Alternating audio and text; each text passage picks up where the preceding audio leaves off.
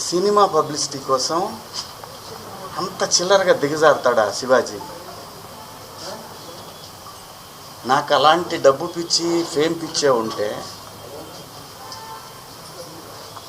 రాజకీయాల్లో నేను ఎక్కడో ఉండేవాడిని.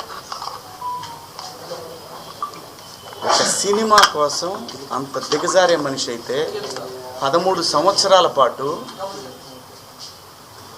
సినిమాకి దూరంగా జనం కోసం నిలబడేవాడినా. నాకు అనుకూలంగా ఉన్న గవర్నమెంట్లు వచ్చినా కూడా నేను ఏ రోజు పోయి ఒక పదవి అడగల.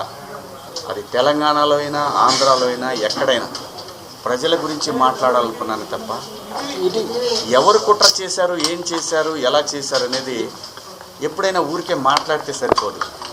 ఆధారాలు తీసుకుందాం, వాటికి సంబంధించి నేను మాట్లాడతాను.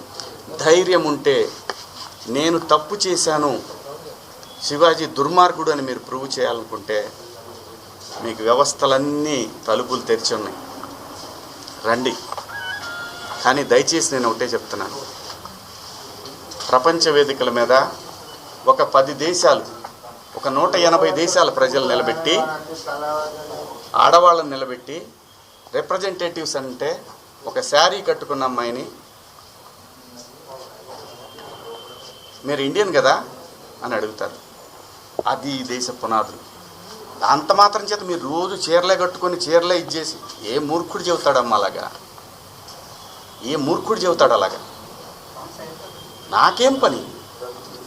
నా బిడ్డలు అనుకొని చెప్పాను తప్ప నాకేం వస్తుందండి?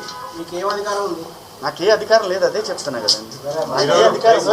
అందరు హీరోలే తల్లిదండ్రులు లేరా?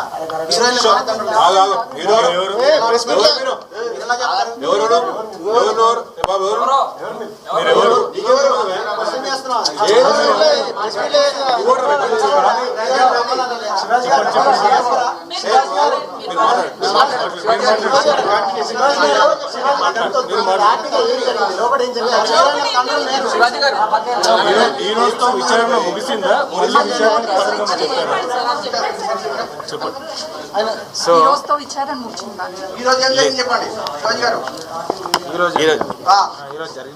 ఈరోజు జరిగిన విషయం ఏంటంటే తప్పులేదు, ఆయన అభిప్రాయాన్ని నేను గౌరవిస్తాను. నేను పొరపాటు చేశాననే చెప్తున్నాను. నేను అనవసరంగా సలహాలు ఇచ్చాను. ప్రపంచ వేదికల మీద అలాగా ఈ దేశం పునాదులు ఏర్పడినప్పుడు ఒక కుటుంబ వ్యవస్థ ఉంటుంది.